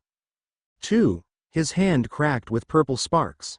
He needed to stun Bird Brain. First endeavor had been the one to take out Shadow Hunter, and he'd done it in seconds. 1.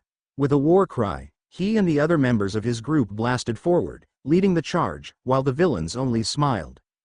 We end this today, Deku. Let the second event begin. Chapter text. Ilda knew what speed was. His entire family, his mother excluded, was practically the definition of fast. His reflex time was impeccable, honed from years of intense training, and a few admittedly embarrassing moments in his youth when his quirk went off due to excitement, and subsequently ran into a wall, concussing him. However, Ilda had never loved his reflexes as much as when they had pushed him out of the way of Tokiyami's opening attack. Shadow Cage. His left arm swelled, then went taut as it shot forward, tentacle-like wisps of shadows wrapping around the other heroes and holding them hostage, almost reminiscent of Kamui Wood's signature move. Looking around, he saw that more than half of the teams had been caught. It's only been 10 seconds, and almost all of us have been captured. Do they really outclass us by that much? There's no time to be lost in thought like that. Ingenium Jr. Ing Hall Ass, Glasses, Recipro Burst. His ace, as Ryu would call it, had already been revealed, and Ilda cursed at his panic until he saw the veritable flood of white fire that engulfed the area he had been in. Glasses. He turned to see Bakugo, a strange expression on his face as he surveyed the speedster. I guess you okay? Blinking in surprise at the thought of Bakugo actually worrying about another human being, it took him a few seconds to respond. I am fine, thank you. The warning you gave in advance saved me from Ishido's attack. Bakugo scowled. It's annoying, the fact that the damn nerd can just give out quirks like that. You, me, Icy Hot, Ponytail, Shitty Hair, and Pikachu are the only ones who survived that first attack. You mean Todoroki, Yaoyorozu, Kirishima, and Kaminari, right? Whatever, dismissed the blonde. Deku's damn team is too strong to take on right now, but Icy Hot and his crew aren't beeping too bad right now. As he spoke, a glacier sprung into existence, shattering seconds later due to a blast of white fire, and a visible blast of electricity appearing behind a wall of darkness, a trap that must have been used to contain Todoroki's team. So, what do you propose? Asked Tenya. I'm willing to put our differences aside if you are. A murderous grin appeared on the blonde's face, and purple sparks flared in his palms. I knew saving you was a good idea. Glasses. Todoroki panted, sending another glacier roaring towards Midoriya, only for Ishido's white fire to blast it apart seconds later. It was just like the USJ, when he and Bakugo had teamed up to fight Nomu, using his ice and Bakugo's explosions to heat up the air and make it expand and explode, only now, the tactic was being used against him. Thunderstrike. Kaminari, to his surprise, had become very powerful with his quirk. To quote what the blonde said when he joined his team. Seeing you guys, Bakugo, Midoriya and you, I realized I needed to get my quirk under control, not just let it loose all the time. There's so much I can do now, and if you give me a chance, I'll prove it. Todoroki had, and so far, he hadn't had the chance to regret it. Kaminari had freed them from Tokiyami's prison with a small, non-lethal blast of electricity, tore a hole in the wall of shadows with an electric ball, and was now facing off with Uraraka, using small lightning strikes to blast away the shards of glass she shot at him. The blonde had gone far, and if he kept increasing his strength, then he would, without a doubt, become a challenge worthy to fight. A jet of white fire, however, reminded him of where he was. Your fight is with me, Todoroki, she said, grinning. I'll admit, you're strong, but staring at Kaminari when you're fighting me is practically begging to be burnt. The two-tone boy growled as he put up a wall of ice, blocking Ishido's fire. It hadn't melted it, but cracks marred its smooth surface. It could probably take 2, maybe 3 more hits, one if she went all out. Time to break out his new technique. He hated his old man's fire, hated it with a passion, but he also knew it was a powerful weapon. He then came to a conclusion. He wouldn't use his father's fire, but he could use his own heat. Clasping his hands together, he mixed cold ice with hot air, making the area around his hand shimmer with heat. Crack. Damn, another blast. He needed more time. Whatever you're doing, Todoroki, it won't work. Ignore her, it was working, have fun burning. Too late, Ashido. A blast of heated steam made her dodge, then curse as the steam blanketed the surrounding area at an alarming speed, a thick, white fog blinding her. Nice trick, Todoroki, but it won't work, she yelled, fire in her palms. Movement, in the corner of her eye. Burn. Another river-like blast of fire accompanied her roar, blasting. Absolutely nothing. A cyclone of fire, slow, starting from her feet, began to rise with strength and power, making the steam around her vanish as the fire reached past the walls of Tokiyami's defense, becoming a beacon that soared into the sky, people from outside the arena able to see it. Stop hiding, Todoroki, she growled. Fight me, stop being a coward. Let me beat you before you hurt Midoriya or Ryu-kun. As you wish. The steam vanished, her fire flickered out, and she was cold, so cold she could feel it in her bones. You're strong, said Todoroki, stepping from behind her, even with a power that wasn't yours. Had you kept it up, you would have beat me. But you got arrogant. Thought that the weak blasts you were pelting me with were enough to stop me. But why your ice? I took a note from Aizawa-sensei. No hero is a one-trick pony. The steam. He had turned into water to extinguish her flames, then turned the steam into a thick layer of ice that covered her body. She had used too much fire earlier. She couldn't melt the ice.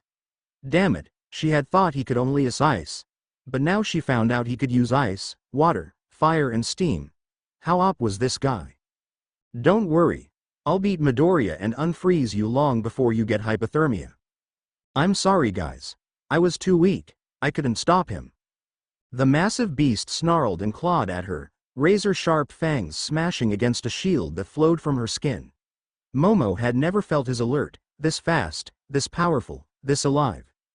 Every step she took, every move she made, was calculated at lightning speed, dozens of plans being made and disassembled in her mind. A single mistake could see her mangled, or worse, and should she not watch out for friendly fire, she could be incapacitated in seconds. She absolutely loved it. This thrill of battle, holding her own fate in her hands, knowing if she was to blame for her failure, excited her far beyond anything else. Snarls erupted at her back as one of Ryu's dogs leapt at her, only to howl as a cannon barrel ripped through her back and unleashed a particularly fierce volley of ammo. During the fight with Ryu, she had realized something about her quirk. She didn't need to finish the whole contraption. As long as whatever she created was still stuck to her skin, she could reabsorb it, and thus, regain the lipids she lost using her quirk. She couldn't believe she hadn't thought of it before. But then again, she'd never come this close to death before. You're really strong and fast, Yaomomo, said Ryu sweetly, the look on his face as murderous as his tone was sweet. I like that. An opponent I don't have to hold back against. I've dreamed of days like this.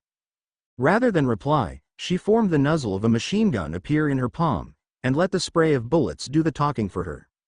Oh, Shiki. I love that, he squealed, the bullets bouncing off the iron hides of the dogs. Brutus, Maximus, fetch her, but not too rough. Before Ryu had even finished the order, Momo had already run through several different scenarios in her mind. She could release an artillery shell from her back to make them back off. She could release a flashbang that would give her a few more precious seconds to think. She could make a simple C4 bomb to delay them. But, I can't take the dogs out. They regenerate any damage done, albeit slowly, and they have an unlimited power source, while I'm scraping by. If I want to take them out, I have to take out Ryu. The dogs lunged forward, then yelped as the heiress used their heads as springboards, leaping towards their master, whose expression hadn't changed at all. She grinned as she felt the object she needed form in her palm, and gracefully crashed into Ryu, sprawling them both to the ground. They scrambled desperately for a second, until Momo straddled him, her palm pressed against his face, an ominous-looking bard attached to it. This is the barrel for an airgun, with a single spring-loaded, soft nose bullet. Sneeze wrong, and half of your upper torso is gonna decorate this arena. Ryu grinned at her, evil eyes glowing. True, Yaomomo, very true. But in case you forgot, I have a pack of mechanical dogs surrounding you, he reminded her. So while you have me pinned down, I also have you cornered. Which means neither of us can help our teams. She cursed as she realized his intent. So that's why you kept grinning. I didn't knock you off your dog, you let me push you off. I always did love a good challenge. Now that the thrill of battle was fading, Yaomomo could finally appreciate just how torn up her clothes were. And the suggestive position she was in. Sorry about this, she stammered, her face turning red. Doesn't matter, he said, his eyes looking to the sky. You're really pretty and all, but you're not my type. You have a type? He nodded his head towards the pink-skinned girl who was encased in ice, and suddenly she understood. Oh, you like a Shido? A small blush spread across his cheeks as he spoke. Yeah, I do. A lot, actually, but I don't really know how to talk to her. She's so forward and passionate, and I'm the kid who plays with dolls. Slowly, a plan began to develop in Momo's mind, and how she could take advantage of this. How about a deal? I show you how to talk to a Shido, and you help me talk with Midoriya. His vision was turning fuzzy. That was a bad sign. It meant he was near his limit, and soon become a liability. Despite all this, Kaminari grinned. After USJ, he had stopped playing around. He had realized just how dangerous his only attack was, and how it could hurt his friends. He'd never felt more useless than he had on that day. So, he'd trained. He'd crammed books and theories and self-help books for electric users, and put them all into practice. And as slow as his progress had been, the results were undeniable. Lightning Spear. A bolt of his quirk leapt from his hands and smashed into Uraraka's glass shield, shattering it to pieces, and giving her more ammo. They were just a bad matchup. His lightning shattered her glass and gave her more ammo, while he just got closer to his limit. Using his extremely weak electromagnetic powers to manipulate and pull on the zipper of her jacket only made her miss by inches, and he was still plenty scratched up. Lightning orbs, chain lightning, thunderstrike and lightning spear, they were all useless in this fight. Damn it, he was supposed to be strong now. He was supposed to be useful. A shard of glass zipped by and slashed his cheek, and he retaliated by releasing a small blast of static electricity at her zipper, giving her a good, powerful shock. Kami, he was tired. You've done well, Kaminari, said Ochako softly, shards of glass floating around her like planets orbiting a sun. You can rest now. She hadn't spoken the entire time, instead focusing her attention on him and his attacks. She had been taking him seriously, using every dirty trick in the book to make him bleed, and now, here they were, one at the end, and the other at her peak. No. I can't. Todoroki, Yaomomo, they're all depending on me. I can't let them down. And you won't. You've done more than your fair share, and even with 2 quirks, I had to be on top of my game just to stay on even footing with you. You've proven your strength. Now rest, before you incapacitate yourself. Rest. That sounded good. Really good. All he had to do was give up. He'd shown how strong he was, even throwing down with a superior opponent. He'd proven himself. And yet. If I go down, he said, golden lightning sparking on his form. I'm taking all of you down with me. Indiscriminate lightning, 2.5 million. Recipro burst. A heavily muscled leg slammed into Kaminari's head, knocking him out, and possibly giving him a concussion. Ochako's eyes widened. Ilda. Without even stopping, the speedster turned to her, ran forward, and rammed her with his shoulder. Ochako gasped as the wind got knocked out of her. Now, Bakugo, roared the speedster. Don't tell me what to do, Glasses, yelled back. A dust cyclone. Howitzer impact. In slow motion, everyone turned towards them, and realized who Bakugo was aiming for. Izuku. They were too far away to stop it, and even if they could it would be of no use. Just before impact, however, red, menacing eyes snapped open. Spring-like limbs. Air cannon. A one-for-all charged howitzer met the combined power of spring-like limbs and air cannon. The results were ungodly. The arena vanished, Tokiyami barely able to snatch the others before a huge plume of fire, ash and smoke billowed into a mushroom cloud, way above the arena. Eraserhead. What the hell are you feeding those kids? A healthy diet of fear, expulsion, and the need to impress the opposite. Only the most logical recipe, Mike. And as quickly as the smoke cloud appeared, It vanished, revealing two figures, their shirts and pants torn, revealing their toned bodies to the world as they glared at them. But something was different. Izuku was snarling, red eyes glaring madly at Bakugo, black and red lightning flickering across his form as he growled at the blonde. And Bakugo. For once, his face was calm, a smile, not a smirk, resting on his lips as green and purple lightning caressed his form. Kind blue orbs gazing at Izuku fondly. "It's been a long time, brother," said Bakugo in a voice that was not his own. "Hello, one for all. Hello, all for one." Chapter text. Toshinori gritted his teeth in frustration as his fists clenched around the armrests, cracking them slightly. He had known that there was a possibility that Midoriya might tap into All for One, and he had been prepared for that. But for young Bakugo to tap into One for All's core power, the one who started it all, he hadn't even thought of that happening. The only time he had heard the voice of the first was when he had been smashing in All for One's skull. And obviously, they recognized each other on sight. The animosity from the two of them was practically oozing from their pores, and as far up as he was in the stands, he could practically taste the power waiting to be unleashed. "Yagi," said Nedzu softly, "do you think they will?" "It's possible," he replied.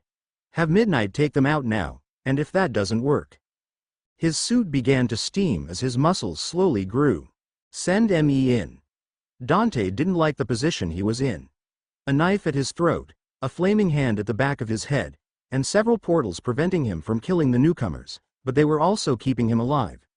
And Shigaraki, the brat, was sitting at the bar, a drink in hand as he leered at him from behind his so-called father's hand. Kami damned brat. This was all Sensei's fault. He had enticed Stain to the league, lured him with false promises of similar-minded people, then shoved Tamura into his face. Of course, he had tried to kill them, and since Dante was still working for the league, he had, of course, kicked Stain's and sent him on his way, via Kurogiri's portal. And now, two of Stain's so-called disciples had found them was the bar that easy to find, and were now ready to stab, roast him alive for what he had done. Of course, he could have killed these 2 seconds after they declared their intent to murder him, but apparently, Sensei wanted new recruits.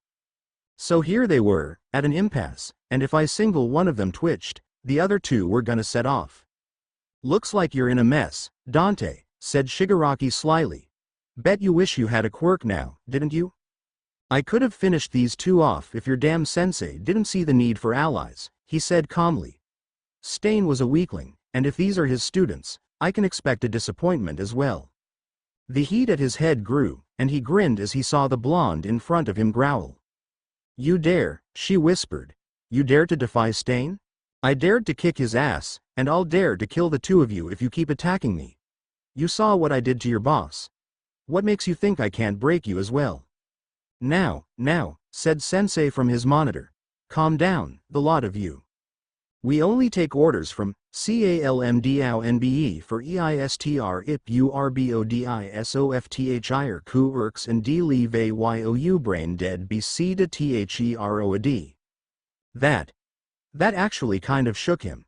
He knew that the old man was powerful, but not on the same level as a natural fighter or power borrower. But that had reminded him of the first and last time he'd met a god-powered borrower. Bleeding in the mountainside, his squad dead, his body broken, and venom-green eyes laughing at him mockingly as flames framed his face. "Now that we've all had a chance to calm ourselves down, I have an offer that I wish for you to extend to Stain. There's an object that I wish to recover, one that I coveted long ago. Should you or Stain recover this item for me, then I promise you, you will be rewarded most handsomely." "You're joking, right?" said the scarred pyromancer. "What reward do you think we would betray Stain for?" "For you, Toya-san, the removal of your scars, Endeavor's crimes against his family published, and his head on a platter." The pyromancer froze. "And as for you, Toga-san, I could give you a new, better version of your quirk, one that does not drive you mad at the scent of blood. Your crimes could be erased, and with a new face of your choosing, I would give you enough money to go back to school, live luxuriantly without working, find your mother, and finally fulfill your promise to take care of her in your old age. Or, I could tweak your quirk so that you no longer have the handicap of forced bloodlust. And an endless supply of money, trigger, and a delicious collection of toys for you to break and rebuild how you want. A life of lust, strength, power, and beauty. You could point to a man and have him and his family in the evening. A boy that appeals to you? His life could be yours with a clap of your hands. A girl prettier than you? You could have her face and her life with a command. I know both of these offers appeal to you, so it is up to you to determine what you wish.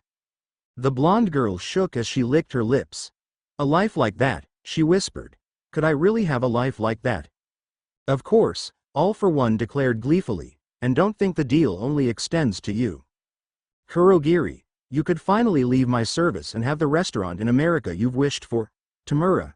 The burning questions of knowledge I've kept from you, you would be free to ask. Dante. Well, I already know what you want. But as I've said before, the possibilities are endless. Spread the word to every thief, murderer, thug, and villain in the city, in all of Japan.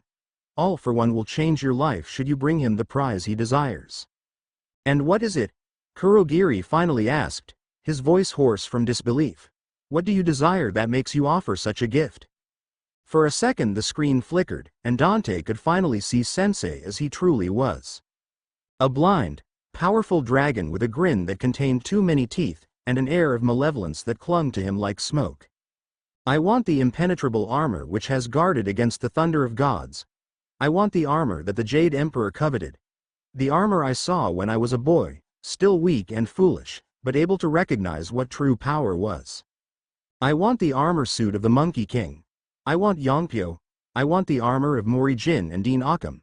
Bring it to me, and the life of a god is yours. An old man in the mountains opened his eyes, arthritis in his body making him wince. Well, at least he wouldn't have to bear it for much longer. Finally, you make your move, he said to himself. Master Mori told me this day would come. An ultimate evil that only the last of my kind could defeat. But couldn't you have come for me 100 years ago? At least then my back wasn't like dust, and I could still blow the punks you're sending my way with a stomp. Now I might actually have to use my fist. Dina Occam rose from his armchair, his back protesting as he did so. Shut up, you old annoyance. I need to go see that kid, Hasahi's boy, and take off that power limiter we put on him when he was born. If he wants even a slim chance against the monster that Gaki wants to summon, he'll need all of his powers. Come along, Yongopyo. They're coming for you, and I'll be damned if I die before I see him. When Izuku woke up, he was told he had won the second round, and that Todoroki wanted to talk to him. They talked about his fireside, and Izuku learned about quirk marriages, and how Endeavor had ruined his life through it. He was hugged by a frantic Ochako, who told him how worried she was about him, and how he was never allowed to do something like that again, or she'd float him into the sun. He'd wanted to beep her so bad then, but he wasn't going to destroy the only friendship he'd had since 5 just because of his feelings were messing with his head. He'd deal with that later. But as the matches went on and his battle with Todoroki came closer, a sinking feeling in his gut grew stronger and stronger. There was a storm coming, a wild, powerful, crazy one, and it was headed his way, whether he liked it or not. So the old one has made a country-wide announcement? Yeah, he wants some armor that he saw hundreds of years ago. He's sent out pics of the guy who's wearing it and what it looks like. He says strip it off his damn skin if necessary, and to kill him on sight. And the reward? Anything. A new face, a new quirk, a new life you bring him that cloak, and you're basically a human god. Send Rappa on this quest. See if he can get anything else on this trip. With a treasure like that armor, there are bound to be more like it. Chrono, come with me. We're going to the mountains. There are rumors of an old man living up there, one who can see the future and has a skin of iron. We'll start our search there. And Eri, a sneer twisted the Yakuza's face underneath his mask. My experiment failed. She's gained control of her quirk, as shoddy as it is.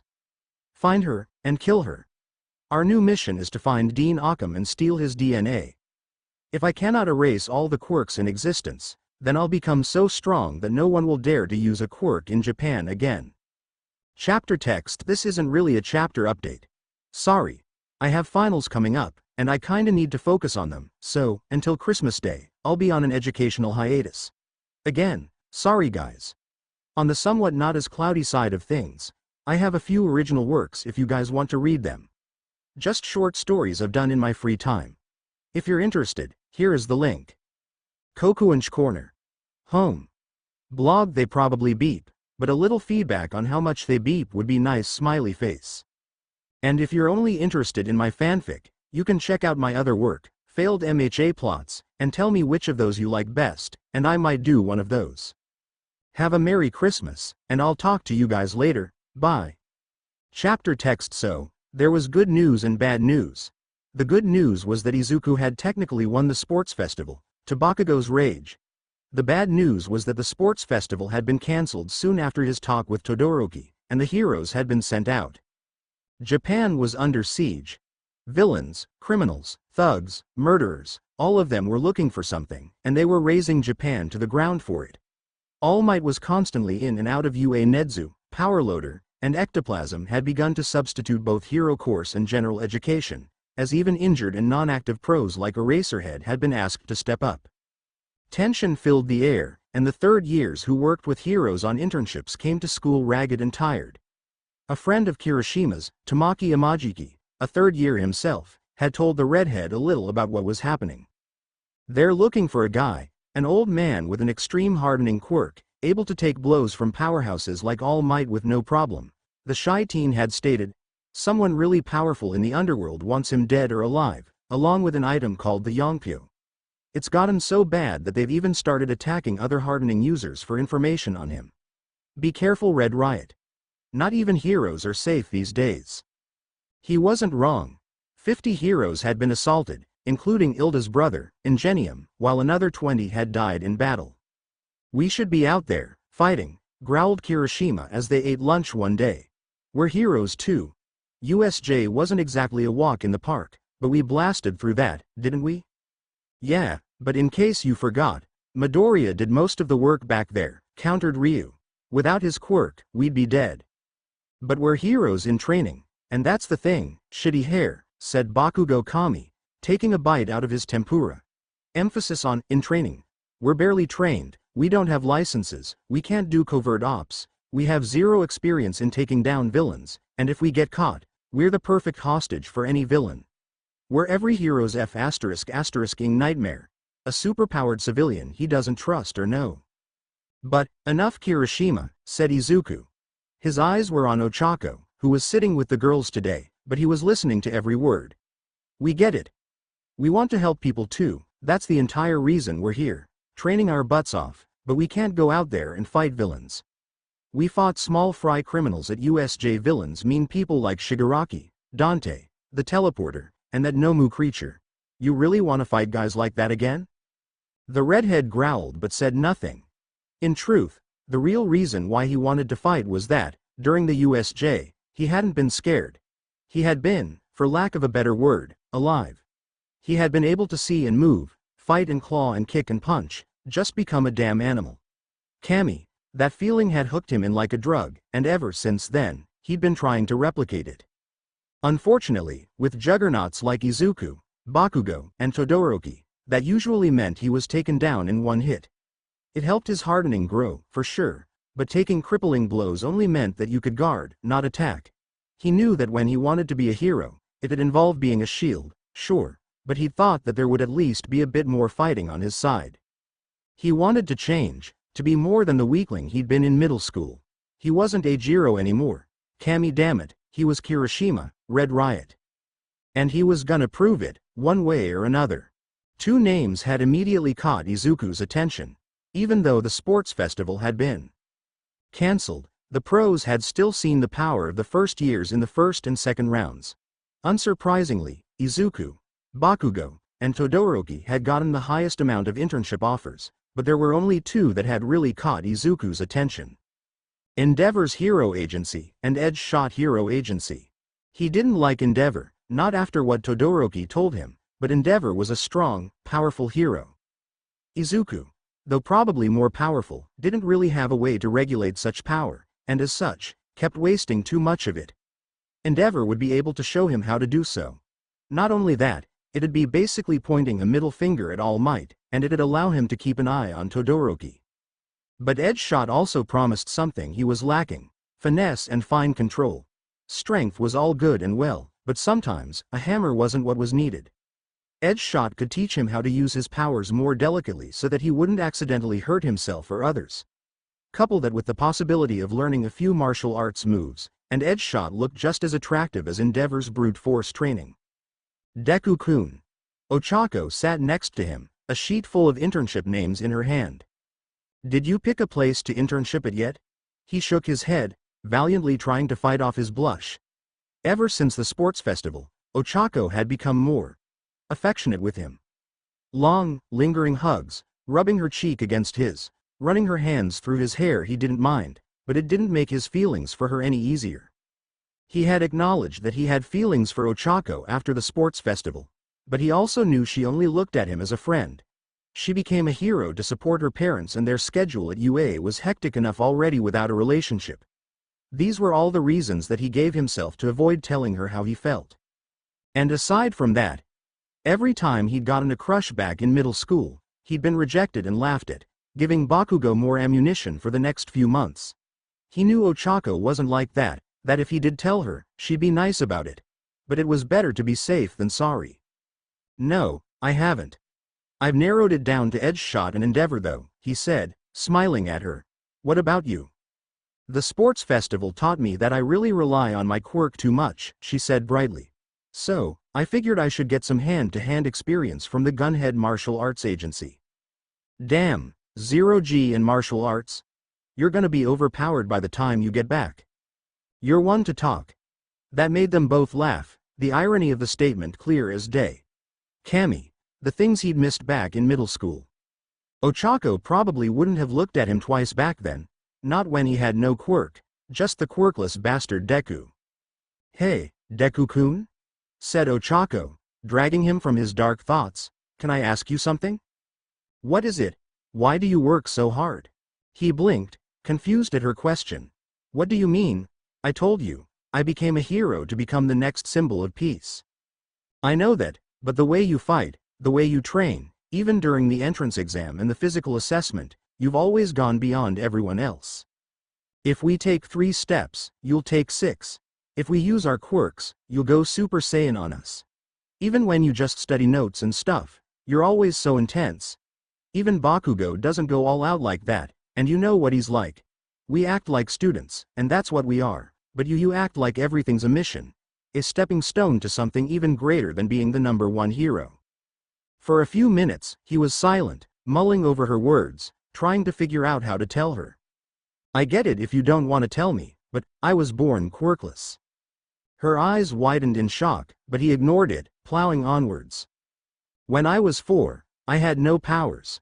I couldn't make explosions or fly or have super strength. I couldn't breathe fire or attract objects to me.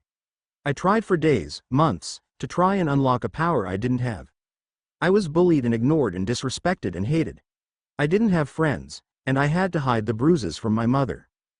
Despite how quietly he spoke, he had somehow managed to capture the attention of the whole class, including Bakugo, who gripped his desk in discomfort. The only thing I was able to look up to were heroes. People that were out of my league, able to do the things I dreamed of, saving people with a smile. But a pro hero told me that a quirkless person couldn't become a hero.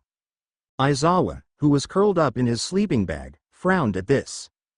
That wasn't true. He essentially fought quirkless, and so did a lot of underground pros. With quirks that required a strict series of activation points, you wouldn't survive long enough if you didn't know hand-to-hand combat, or use support items that could act as a quirk. Could the problem child have become a ranked pro hero? Probably not, but that didn't mean he couldn't have trained his off and become one hell of an underground hero.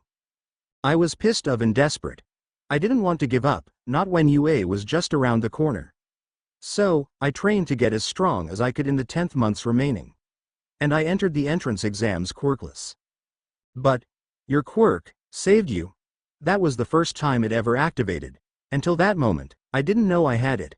But when I saw you, the one person who had been kind to me for the first time in 10 years, about to die, I felt more powerful, more alive at that moment than any other in my life. Tears welled up in the brunette's eyes.